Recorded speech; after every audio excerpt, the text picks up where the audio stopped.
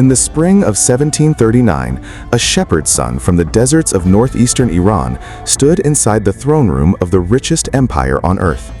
Behind him lay a trail of conquered cities stretching from the gates of Delhi to the shores of the Caspian Sea.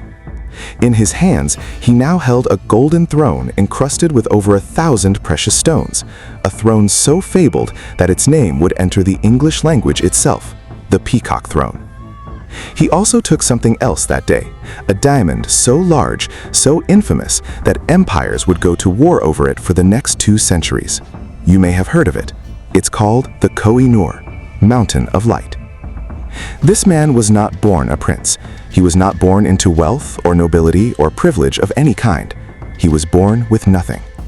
And yet, in the span of just 15 years, he would rebuild a shattered empire, humiliate the Ottomans, crush the Mughals, and build one of the largest empires the Islamic world had ever seen, only to die alone, hated by his own men, having become the very tyrant he once destroyed.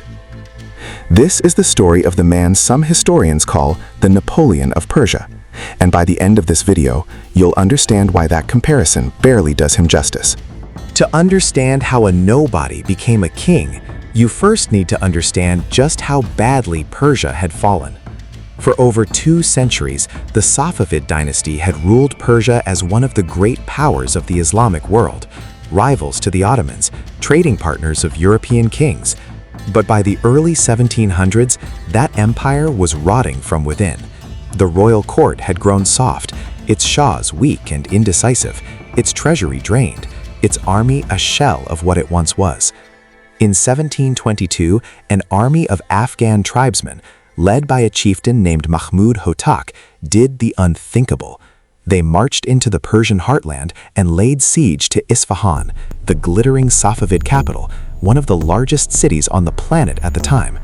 The siege lasted 6 months. Inside the walls, starvation set in so severely that residents reportedly resorted to eating leather, and in the most desperate accounts, worse.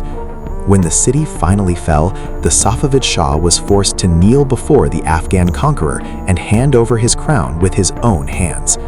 Persia, a civilization thousands of years old, had just been conquered by an invading tribal army. For Persians, it was a national humiliation almost impossible to overstate. And 1,300 kilometers to the east, in the harsh, dusty plains of Khorasan, a boy from a poor family of the Afshar tribe had already lived through his own private catastrophe. His name was Nader.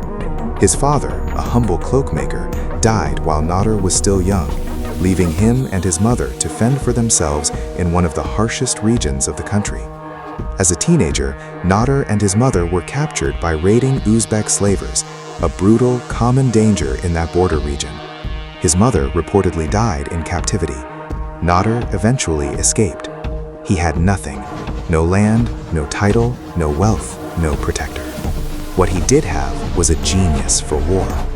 Nader began building a reputation the only way a man with nothing could, as a warrior and a leader of raiders in his home region. Tribesmen began flocking to him, not because of who his father was, but because he won. Every skirmish, every raid, every small battle built his legend a little further, and his band of fighters grew from dozens to hundreds to thousands. By the mid-1720s, the remnants of the Safavid royal family, now reduced to a desperate prince named Tahmasp fighting to reclaim his father's throne, needed exactly the kind of ruthless, brilliant commander Nader had become. Nader offered his services. Tahmasp accepted. It was meant to be a partnership. It would not stay that way for long. What followed was one of the most stunning military turnarounds in early modern history. Nader didn't just win battles. He rebuilt an entire military doctrine from scratch the region had seen combined quite that way before. At the Battle of Mehmandost in 1729, Nader's forces crushed the Afghan army that had humiliated Persia just 7 years earlier. It wasn't a narrow win, it was a rout. The same Afghan tribesmen who had starved Isfahan into submission were now the ones fleeing the battlefield. City after city fell back under Persian control. Isfahan itself, the scene of Persia's darkest humiliation, was liberated. The Afghan occupation of Persia was over. But Nader wasn't finished. While Persia had been busy collapsing, The Ottoman Empire had carved out large chunks of Persian territory in the west, including sacred cities. Nader turned his army around, and over the following years, drove Ottoman forces out of Western Persia and the Caucasus almost entirely, a feat that stunned observers across Europe and Asia, since the Ottomans were considered one of the most powerful militaries on the planet. By 1732, Nader had accomplished something almost no one believed was possible 10 years earlier. Persia was whole again. Its enemies had been driven out. Its capital was free. And there was a problem. Officially, Nader was still just a general, serving under Shah Tahmasp. But Tahmasp had proven again and again to be a weak, unstable ruler. Losing territory Nader had personally bled to win back, undermining treaties, making decisions Nader considered disastrous. So Nader did something audacious.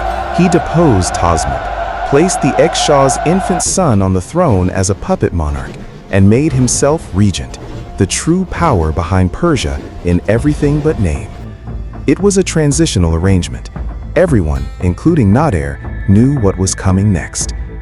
In 1736, Nader summoned representatives from across the empire, nobles, tribal chiefs, religious leaders, military commanders, to a vast, freezing plain called Mughal for what was billed as a grand assembly. For weeks, the gathered dignitaries debated the future of the country. Then, in a moment of political theater every bit as calculated as it was dramatic, the assembly begged Nader to accept the crown himself. He accepted. The shepherd's son, the former slave, the penniless raider, was now Nader Shah, king of kings, ruler of Persia. But for a man like Nader, a throne was never a place to rest. It was a launch pad. Here is where the story turns from remarkable to almost unbelievable. To the east lay the Mughal Empire, at the time one of the wealthiest states in human history, controlling most of the Indian subcontinent, home to tens of millions of people, and treasuries stacked with the accumulated wealth of centuries. On paper, it dwarfed Persia in population, resources, and army size. Nader invaded anyway. The official pretext involved unpaid debts and Afghan rebels finding shelter across the border, but the real motivation was simpler. The Mughal Empire was rich, and it was weak, riddled with internal rebellions, corrupt governors, and a court more interested in luxury than defense. Nader smelled opportunity the way he always had. His army marched through Kandahar and the brutal, narrow passes of the Hindu Kush, terrain that had swallowed invading armies for centuries, and emerged into the plains of Punjab. The two armies met near a town called Karnal in February 1739, and this is where you need to understand just how outmatched Nader's forces appeared to be. The Mughal army numbered somewhere around 300,000 men, backed by artillery, and most famously, a corps of war elephants meant to terrify enemy soldiers and horses alike. Nader's army was a fraction of that size. Some estimates suggest as few as 55,000 men. By every conventional measure, this should have been a massacre in the Mughals' favor. It took Nader less than 3 hours to destroy them. His army used tactics the slow, cumbersome Mughal force simply couldn't answer. Persian cavalry staged fake retreats to lure Mughal units out of formation, then wheeled around and cut them down. Mounted troops carrying small swivel guns on camelback fired directly into the war elephants, causing the terrified animals to panic and trample their own soldiers. Nader's forces were faster, better coordinated, and crucially, battle-hardened from over a decade of near-constant warfare, while much of the Mughal army hadn't fought a serious campaign in a generation. By the time the dust settled, tens of thousands of Mughal soldiers lay dead. Nader's casualties were a small fraction of that number. The Mughal emperor, Muhammad Shah, had no choice. He surrendered and invited Nader into Delhi as a guest, really as a conqueror being paid off to leave peacefully. That should have been the end of it. It wasn't. A rumor spread through Delhi that Nader had been killed. Mobs turned on the Persian soldiers stationed in the city, and in the chaos, some were killed. When word reached Nader that his men were being slaughtered in the streets, his response was immediate and merciless. He ordered a general massacre of the city. Historical accounts suggest that in a single day, tens of thousands of Delhi's residents were killed. Contemporary chroniclers describe entire neighborhoods burned to the ground. It remains one of the darkest single events of Nader's reign, and a moment that historians point to as an early sign of the brutality that would define his later years. When the killing finally stopped, reportedly at the personal plea of the Mughal emperor himself, who begged for mercy, Nader had made his point, and he had also acquired something extraordinary.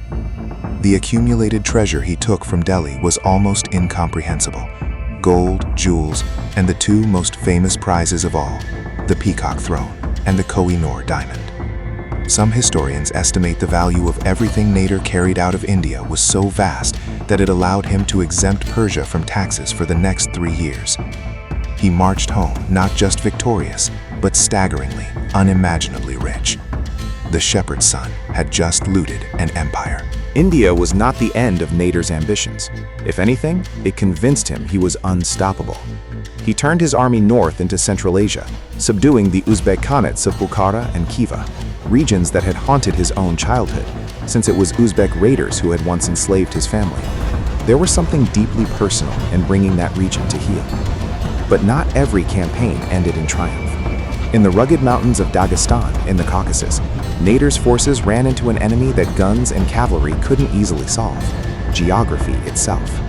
Local tribes fought a brutal guerrilla campaign in terrain built for ambush, not open battle.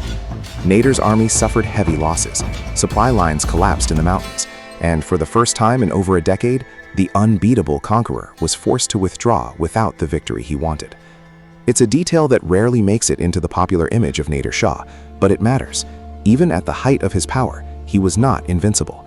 Terrain, logistics, and determined local resistance could still humble him. Meanwhile, in an ambition almost no one expected from a former desert warrior, Nader began building something Persia had never seriously had before: a navy. He commissioned and purchased ships to project Persian power into the Persian Gulf, launching campaigns as far as the coast of Oman in an attempt to control regional trade routes. By the early 1740s, Nader Shah ruled an empire stretching from the Caucasus Mountains to the Indus River, one of the largest empires on the planet, built in barely 15 years by a man who started with nothing. And this is exactly where the story turns dark. Absolute power, absolute paranoia. It's one of history's oldest patterns, and Nader Shah was not immune to it. The endless campaigns had come at a brutal cost.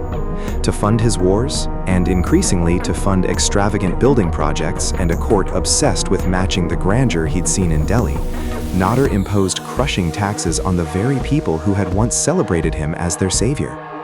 Provinces that had cheered his coronation began to revolt.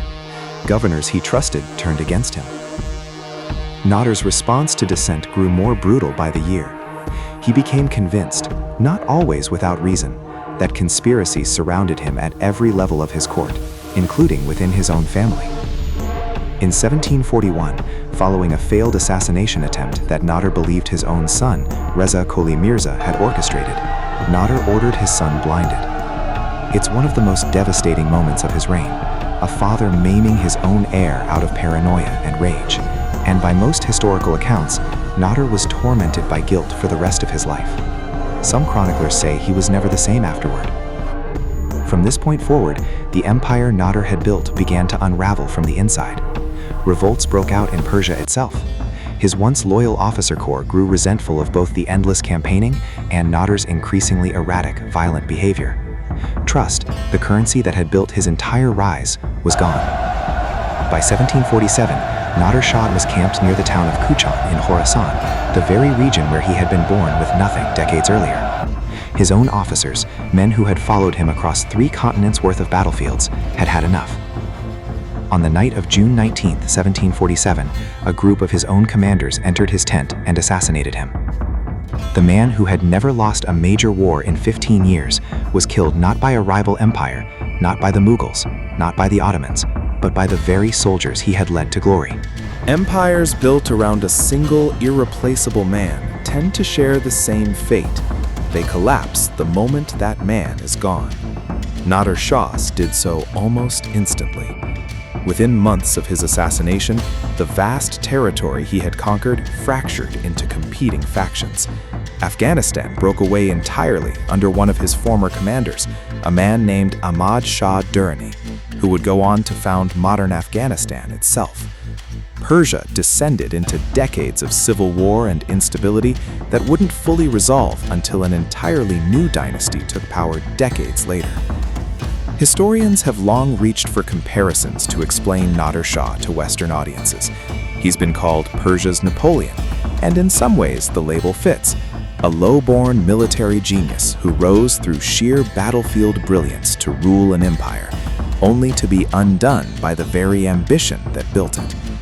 Others compare him to Alexander the Great, another conqueror whose vast empire descended within a generation of his death, unable to survive without him.